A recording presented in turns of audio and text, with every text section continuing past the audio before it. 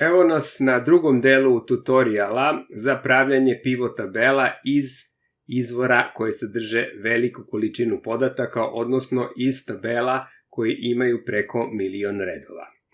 U prvom delu smo se upoznali kako da uradimo to koristeći Power Pivot u okviru Excela, a sada ćemo da uradimo na drugi način, kao izvor odakle ćemo povlačiti podatak u pivot će biti access file.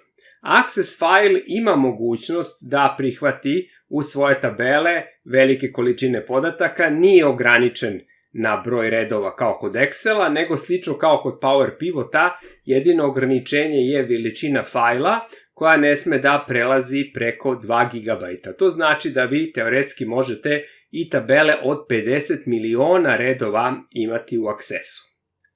Kako ćemo to da uradimo? Pa, potrebno je prvo da imamo jedan access file. Evo ovde dole se nalazi onaj CSV file u kome se nalaze podaci, znači moramo da formiramo jedan access file ovde. Evo. I recimo nazvaćemo ga taksi. Rekli smo, primer koji koristimo je izveštaj o taksi vožnjama žutog taksija u Njujorku u februaru 2021. godine. Otvorit ću access file.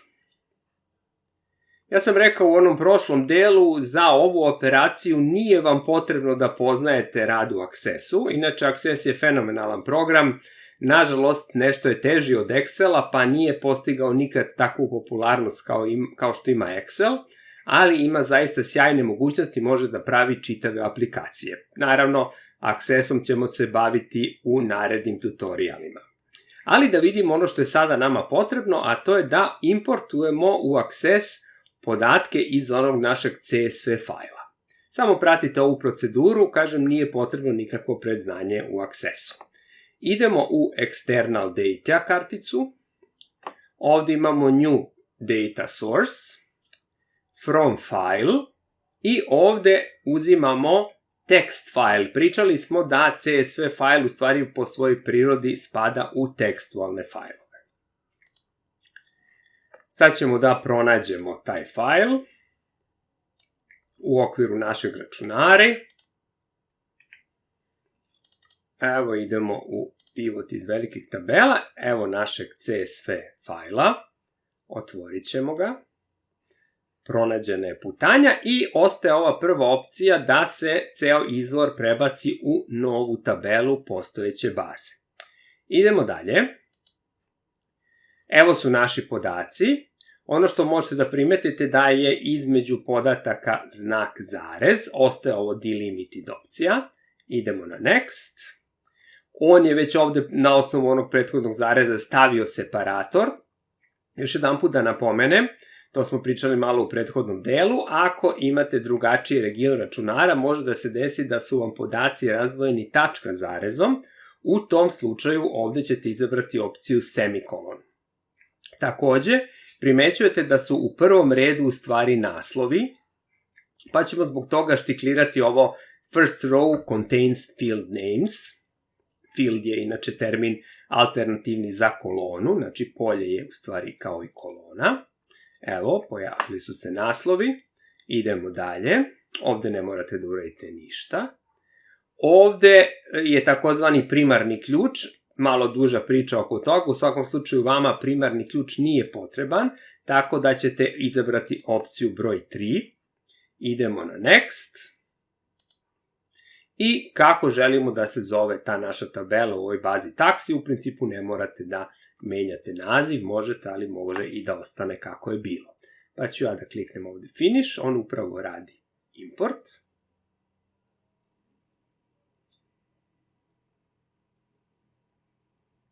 Vidite, potrebno je par sekundi da se to odradi. Evo je tabela, možete i da pogledate kako to izgleda u Accessu. Šifra dobavljača taksi usluga, nedelja, broj putnika, pređeno rastojanje, ukupni prihod i način plaćanja. Ništa vam više ne treba. Inače, Access automatski snima sve podatke i snima nove tabele, tako da ne morate vi da snimate ništa. Uglavnom, vi ste formirali access file. Sad idemo da importujemo to u naš Excel gde ćemo praviti pivot, isto kao u prethodnom zadatku. Idemo ovde, već imam pripremljen prazan Excel file, onaj prethodni smo radili prošli put, pivot iz Power Pivota, a sad idemo na ovu verziju pivot iz Accessa. Naravno, vidjet ćete, to je file potpuno prazan i u njemu ćemo sada napraviti naš pivot izveštaj importom podataka direktno iz onog Access fajla. Ovde ću da kliknem recimo ovu ćeliju da mi odatle krene pivot, idem na Insert, idem na Pivot Table, u zavisnosti od verzije, može da se desi da imate jedinstvenu opciju gde se nalazi i stavka From External Data Source, ali u ovim najnovijim verzijama to se nalazi kao odvojena opcija, pošto mi treba naravno spoljni izvor, jer izvor pivota nije u mom fajlu trenutnom, pa ću to da kliknem. Ovde se bira Choose Connection i ovde kažete Browse for More. Sad treba da pronađemo opet onaj naš fajl, znači sad ćemo da nađemo one naše video projekte, idemo pivot iz velikih tabela i baza taksi. Open. Pivot će biti u okviru postojećeg šita od ćelije B2, to je u redu. Ok. Opet ćemo malo sačekati, međutim vidite bukvalno za 2 sekunde se sve završilo. Evo su naši podaci i napravit ćemo, čisto poređenja radi, potpuno identičan pivot kao prošli put. Znači, nedelja je bila u polju rows, u okviru nedelje bio je način plaćanja, a u polju values imali smo broj prevezenih putnika, onda smo imali pređeno rastojanje ukupno svih taksi vozila u tom periodu i ukupni ostvareni prihod. Takođe, dobavljač je postavljen kao slicer. Evo ovde da možete da filtrirate za dobavljača taksi usluga sa šifrom 1 i sa šifrom 2. Još što smo uradili prošli put, pa ćemo i sada malo da ulepšamo ove brojeve. Kliknut ćemo ovde ovaj format sa 2 decimale, jedino ćemo kod broja putnika da smanjimo na 0 decimala.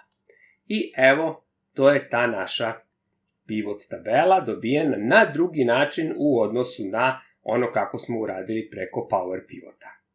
Sad, pošto smo završili oba načina, logično bi bilo da se malo upoznamo sa osobinama oba načina da bi vi mogli lakše da odlučite koji metod da koristite u vašem nekom konkretnom slučaju. Evo da pogledamo to. Vidite, ovo je varijanta preko Accessa, ovo je varijanta preko Power Pivota, da vidimo ovako redom. Pošto su u pitanju tabele sa više od 1 milion redova, kod Accessa videli ste to ide bez problema, Access tabela to prihvata lako. Kod Power Pivota prihvata data model, odnosno data model, ali ne može da se prebaci u sheet, to već znamo, pošto je ograničen na 1.048.000 redova. Što se tiče više korisničkog rada, tu je već značajna razlika. Access, pošto predstavlja baze podataka, za njega je jako bitno da više korisnika može da pristupi, neko da gleda prihode, neko da gleda troškove, neko da gleda zarade, tako da je Access odlično prilagođen za deljenje preko servera, za razliku od Excel fajla sa Power Pivotom, pogotovo ako je već puni nekim drugim podacima, onda on dosta sporo funkcioniše na taj način. Još jedna stvar gde je Access u prednosti. Kad god imate Access možete da ga koristite za ovu varijantu uvoza u Pivot, ali kod Power Pivota imamo problem da verzije Home i verzija Standard uglavnom nemaju uopšte mogućnost aktivacije Power Pivota, tako da bi u tom slučaju bili bukvalno osuđeni da morate da radite preko Accessa, jer na vam ponuđeno nije da možete koristiti Power Pivot u Excelu. Što se tiče uvoza iz CSV fajlova, to ste videli da nije uopšte nikakav problem ni u jednoj od ove dve varijante. I imamo, ako su potrebne dodatne obrade tih već podataka, jer mi smo sad koristili onu na neki način sirovu tabelu u CSV fajlu, nismo ništa u njoj nešto računali, izdvajali i tako dalje, onda se tu naravno razlikuje procedura da bi mogli da radite dodatnu obradu podataka, potrebno je već da imate određena znanja u Accessu, da pravite u Accessu pivote, a da bi mogli to da radite preko Power Pivota, potrebno je da poznajete sistem DAX formula, koje su slične Excel formulama, ali imaju značajne razlike u logici i koncepciji. Evo, ovo vam je u stvari sad neki finalni prikaz, da bi mogli uvek lakše da se odlučite kojim metodom da radite ako morate da napravite pivot izveštaj od ogromnih tabela.